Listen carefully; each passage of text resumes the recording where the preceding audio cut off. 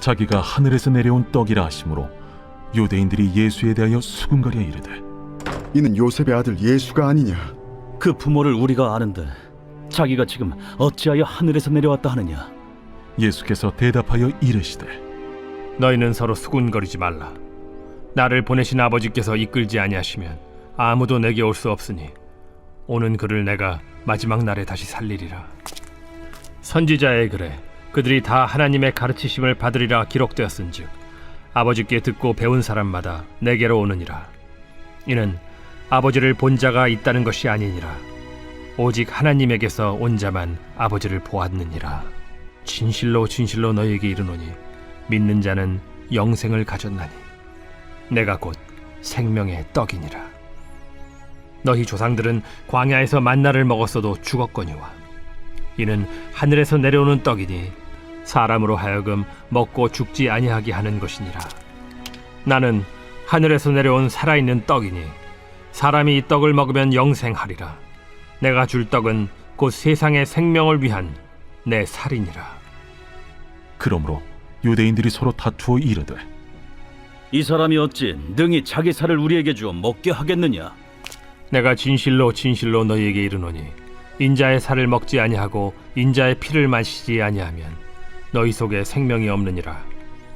내 살을 먹고 내 피를 마시는 자는 영생을 가졌고 마지막 날에 내가 그를 다시 살리리니 내 살은 참된 양식이요 내 피는 참된 음료로다. 내 살을 먹고 내 피를 마시는 자는 내 안에 거하고 나도 그의 안에 거하나니 살아계신 아버지께서 나를 보내심에 내가 아버지로 말미암아 사는 것 같이 나를 먹는 그 사람도 나로 말미암아 살리라. 이것은 하늘에서 내려온 떡이니 조상들이 먹고도 죽은 그것과 같지 아니하여 이 떡을 먹는 자는 영원히 살리라.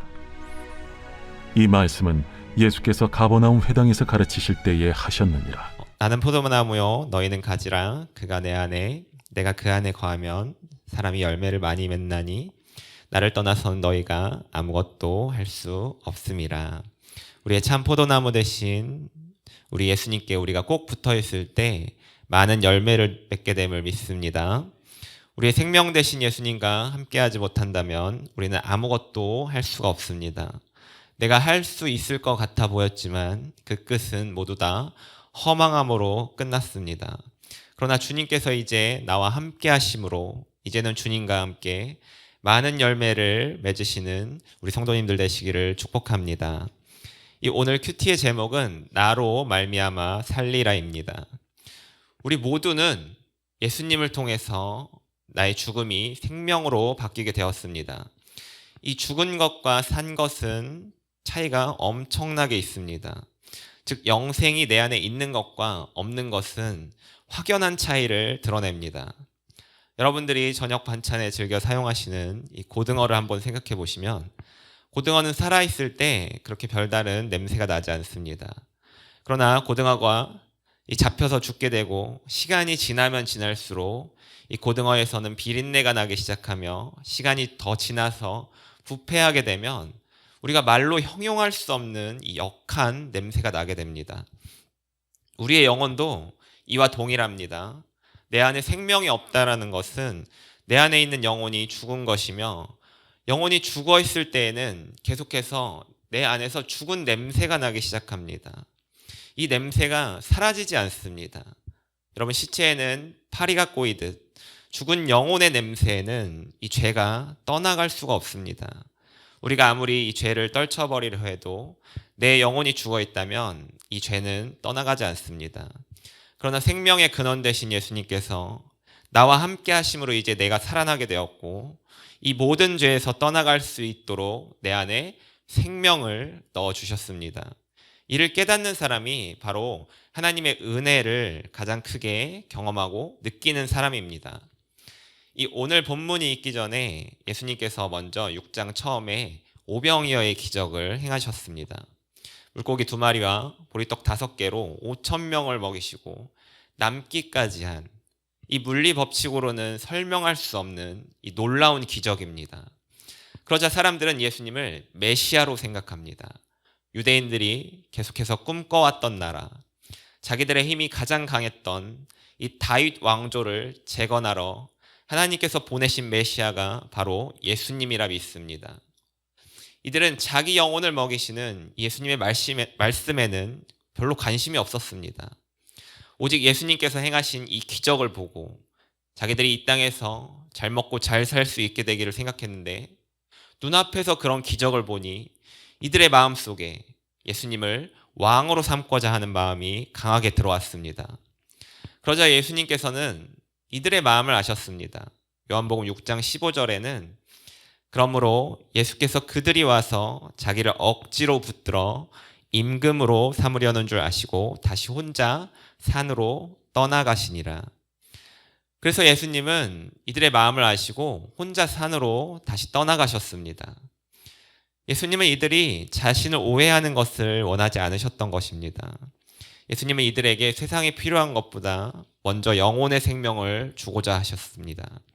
하지만 사람들은 이 예수님의 기적에만 관심을 쏟았습니다. 이 우리 마음에도 이렇게 기적을 원하고 바라는 마음이 있습니다. 기적적으로 하나님 우리 남편 변화받게 해주세요. 우리 자녀가 사도 바울이 경험한 것과 같이 기적적으로 하나님을 만나게 해주세요. 나의 모든 상황과 형편이 완전하게 해결되는 기적이 나의 삶에서도 일어날 수 있도록 주님 도와주세요. 이렇게 기적을 경험하는 사람이 없으면 그렇게 기대가 안 될 텐데 이렇게 기적을 경험하는 사람이 주변에 있으니 나의 마음에도 그런 기적을 이렇게 소원하는 마음이 있게 됩니다.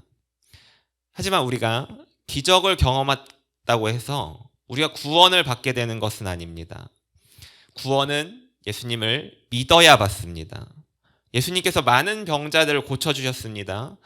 그들 모두가 예수님을 믿은 것은 또 아닙니다. 지금 우리가 살아가고 있는 이 세상에서도 기적적으로 병을 고침받은 사람들이 있습니다. 기도원에 가거나 그런 치유 은사를 받으신 분들에게 찾아가서 이렇게 병을 나은 사례가 있습니다. 이들은 자기 병만 낫게 되면 자기 모든 삶은 물론이요 자기의 모든 물질까지도 주님 앞에 드리겠다고 헌신합니다. 하지만 이들이 치유받은 이후에 그런 마음이 남아있는 경우가 그렇게 많지가 않습니다. 그 안에 예수님을 믿는 믿음이 없어서 주님을 믿겠다고 해놓고 예수님을 떠나서 다시 세상으로 돌아가는 경우가 허다합니다. 우리 인생에서 가장 중요한 것은 기적을 경험하고 체험하는 것이 아니라 예수님을 믿고 구원을 받는 삶입니다. 우리에게 예수님은 분명하게 말씀하십니다. 본문 48절을 보시면 내가 곧 생명의 떡이니라. 내가 경험할 수 있는 가장 최고의 기적은 바로 예수님께서 생명의 떡으로 우리 가운데 와 주셨다라는 사실입니다. 이는 이 땅에서의 뿐만 아니라 우리의 영혼의 삶이 결정되는 문제입니다. 우리가 왜 예수님을 믿습니까? 예수님 믿고 천국 가야 하기 때문이 아닙니까? 이 땅에서 아무리 잘 믿고 잘 살았다고 해봐도 죽음 이후에 천국에 여러분들이 가지 못한다면 얼마나 억울하겠습니까? 이 땅에서 복을 다 누리고 살았어도 천국에 들어가는 복을 받지 못했다면 이 사람은 복을 받지 못한 사람입니다. 예수 믿는 순간 우리가 받은 복이 무엇입니까? 모든 예수 믿는 사람들이만 다 받을 수 있는 것이 바로 속죄의 복입니다. 내가 해결할 수 없는 죄의 문제가 예수님으로 인해서 모든 것이 다 깨끗하여진 것입니다. 본문 53절은 이렇게 말하고 있습니다. 예수께서 이르시되 내가 진실로 진실로 너희에게 이르노니 인자의 살을 먹지 아니하고 인자의 피를 마시지 아니하면 너희 속에 생명이 없느니라. 54절 내 살을 먹고 내 피를 마시는 자는 영생을 가졌고 마지막 날에 내가 그를 다시 살리리니. 우리가 어떻게 이 예수님의 피와 살을 먹게 되었습니까? 예수님께서 십자가에서 찢기신 살과 흘리신 피로 우리가 그 대속의 제물로서 예수님께서 드려지셨기 때문에 우리가 그 피와 살을 먹을 수가 있게 되었습니다. 이것이 우리가 계속해서 드리고 있는 성찬의 의미입니다. 성찬은 예수님의 이와 같은 희생을 기념하기 위해서 드리는 예식입니다. 계속해서 주기적으로 우리가 성찬을 드리는 이유는 이 사실을 우리가 잊어버리지 않기 위해 계속해서 내 안에 살아가시는 예수님을 기억하기 위해서 우리가 성찬을 드리는 것입니다. 이 호주에 특별한 피를 가진 히어로라는 별명을 가진 이 제임스 해리슨이라는 할아버지가 한 분 계십니다.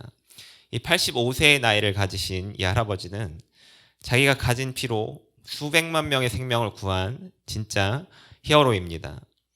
이 할아버지는 18세부터 계속해서 헌혈을 했는데 이분이 14살 때 이 심장 수술을 하시면서 자기 몸에 혈액의 그 혈액량의 3배 정도인 이 13리터라는 피를 그 정도 양을 수혈받게 됩니다.